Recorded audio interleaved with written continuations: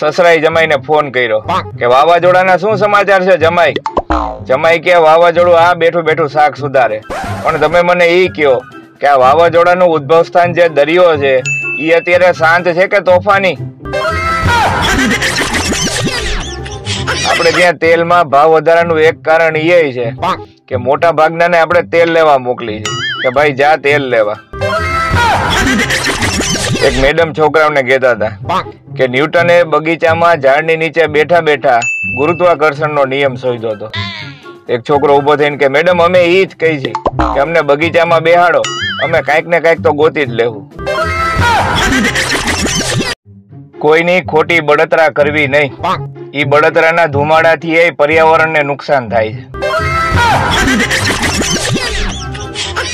એક બિલાડી જાડી ઈ જોડકણું બધાયને ગમે છે, પણ ઘરમાં ગાવાની કોઈની હિંમત નથી.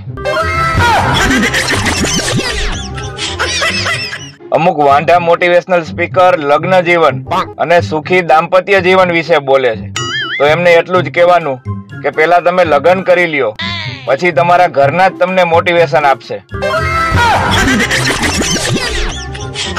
તકલીફ ક્યાં છે ખબર છે? આપણે સિલિન્ડર ઓછા અને ગિલિન્ડર જાજા છે. હિન્દીમાં ચલા જાય યહાં સે, ઇંગ્લિશમાં ગેટ લોસ્ટ અને આપણી ભાષામાં ઘર ભેગીનો થાને. છોકરાવાળા કે અમારે તો કરકસર કરે ને એવી છોકરી જોઈ છે, તો છોકરીવાળા કે અમારી દીકરી એવી જ છે. પાડોશીએ ટાંગેલા લીંબુમાંથી લીંબુ શરબત અને મરચામાંથી ચટણી બનાવે છે. તું બૂચ મારું અને રોલરિયોય તું, તું ગામને રમાડે અને માર ખાય તું. તારી નજરમાં તને શું સમજસ? ટાયરમાં ફસાણો ઈ પંચરનો કાંટોય તું. મને તો ક્યારેક એ વિચાર આવે કે આ તૂટેલા દિલ વાળા જીવતા કેમ હશે ટેપ પટ્ટી ચોટાડીને? આ દુનિયામાં લોહી આપવા વાળા ઓછા અને પીવા વાળા જાજા છે. મૂળ તો માણસમાં અક્કલ હોવી જોઈએ, બાકી સુરત તો ગુજરાતમાંય છે. એક એક્ટિવા વાળી એટલા માટે ભટકાણી કારણ કે એને અચાનક વળાંક લીધો કે જ્યાં વળાંક જ નહોતો. રવિવારના ખોટા ખર્ચાથી બચવા માટે દર શનિવારે તમારી પત્ની સાથે ઝઘડો કરો અને સોમવારે ફરી સમાધાન કરો. જુનાગઢના વાંઢાવને એક મોટો ફાયદો એ છે કે લગ્ન થાય તો ભલે, બાકી સામે સીધો ગિરનાર તો છે જ. અમુક છોકરીઓ એક્સક્યુઝ મી એવું લેખામાં એવું સરસ બોલે ને આપણને એમ થાય કે હજી 4-5 વખત આની પાસે બોલાવડાવી. એક અમદાવાદીએ એની ઘરવાળીને ફોન કર્યો કે હું ઓફિસેથી નીકળું છું, તું નાવાનું પાણી ફ્રીજમાં મૂકી દેજે. માણસ તો ખરેખરો ત્યારે હલવાય છે કે જ્યારે એને પોતાના જ પૈસા પાછા માંગતા શરમ આવે. કારમાં ગમે એવી મોંઘી મ્યુઝિક સિસ્ટમ લગાવો, પણ રિક્ષા જેવું ઢીંચાક તો નો જ થાય. આજે જો કોઈ મિલ ગયા વાળો જાદુ ધરતી ઉપર હોત ને અને આટલા તડકામાં બહાર નીકળત તો એને ઝાડા થઈ ગયા હોત. ના દીકરી ધ્યાન રાખશે ના દીકરો ધ્યાન રાખશે. પત્ની જોડે સંપીને રહો, ઘડપણમાં એ જ ધ્યાન રાખશે. મારી પત્ની મારી શાન. આ એને જ રીલ બનાવડાવી છે બાજી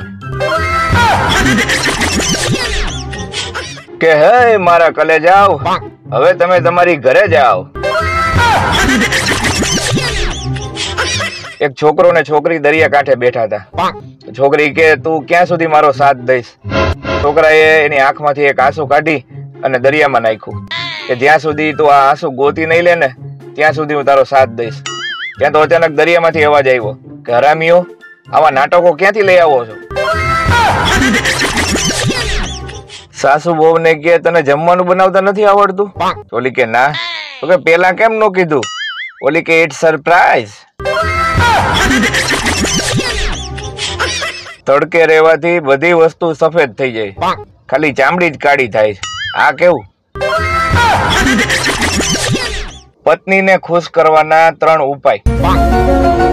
જોવો તો ખરા મારા વાલીડાઓ, રાહ જોઈને બેઠા છો. અરે 1000 ઉપાય કરશો ને તોય ખુશ નહીં થાય. કોઈ પણ વ્યક્તિની વાતને હતી નહોતી કરી નાખતો ગુજરાતીનો એકમાત્ર શબ્દ એમ. એ વ્યક્તિને તો ખુશીથી વિશ્વાસ જ ઉઠી જાય જેની પત્નીનું નામ જ ખુશી હોય. બધી હિરોઈનની ગોરી ત્વચાનું રહસ્ય લક્ષ અને સંતૂર નથી પણ મેકઅપ છે.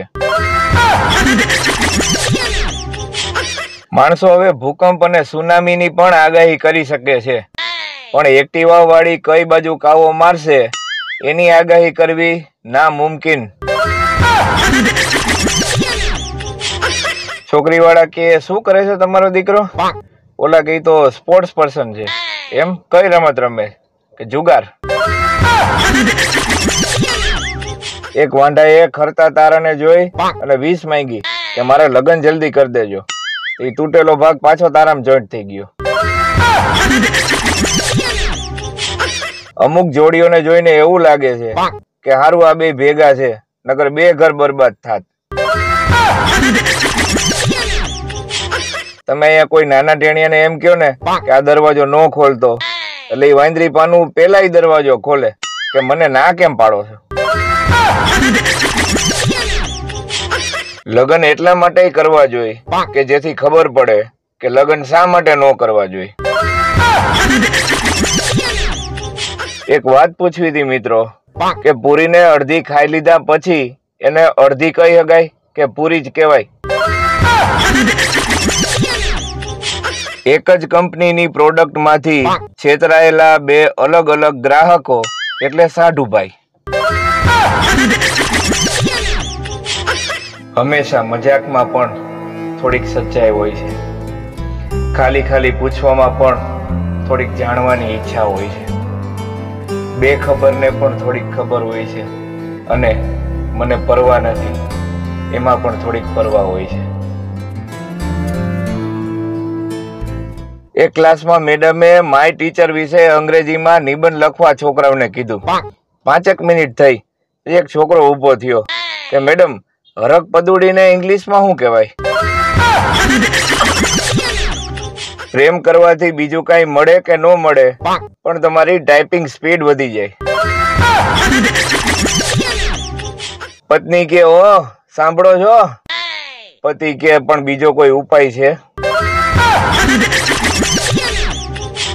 છોકરીઓ જો ધારે ને તો ગમે એ છોકરાને લાખો પતિ બનાવી શકે છે પણ એના માટે શરત એ છે કે છોકરો કરોડપતિ હોવો જોઈએ. ઇતિહાસ સાક્ષી છે મિત્રો.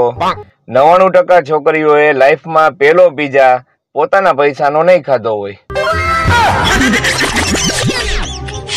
એક ભાઈએ છાપામાં જાહેરાત આપી કે જોઈએ છે ઉમરા વચ્ચે મૂકેલા અને ચોખાથી ભરેલા લોટાને પાટું મારવા વાળી. એક હોય છે જ્યોતિષ, બીજા હોય છે બહુ મહાન જ્ઞાની જ્યોતિષ અને ત્રીજા હોય છે એવું કહેવા વાળા કે મેં તો તમને પહેલા જ કીધું તું. બધા એવું કહે છે કે પ્રેમ આંધળો હોય પણ પકડે છે પાછી રૂપાળી છોકરીને જ. ચશ્મા પહેરતી છોકરીઓને શહેરમાં ભલે ક્યુટ કહે બાકી ગામડામાં એને બેટરી કહેવાય. તમે લગ્ન ભલે લાંબી કે ટૂંકી છોકરી હારે કરો પણ એટલું યાદ રાખજો કે જીભ તો બેયની સરખી જ હોય છે. પત્નીને વશમાં કરવા માટે એક ભાઈએ વશીકરણ વાળા બાબાને ફોન કર્યો. તેની પત્નીએ ઉપાડ્યો. ઈ કે બાબા અત્યારે પંખો લૂવે છે, હમણાં પાછો હામો તમને ફોન કરે. અરેન્જ મેરેજ વાળાની આ બાળકો પેદા થાય છે અને લવ મેરેજ વાળાની આ પ્રેમની નિશાની. કોઈની પાસે સભ્યતાનો નંબર છે? બધા એમ કે છે કે સભ્યતાથી વાત કર, તો આજે નંબર મળે તો વાત કરી જ લઉં.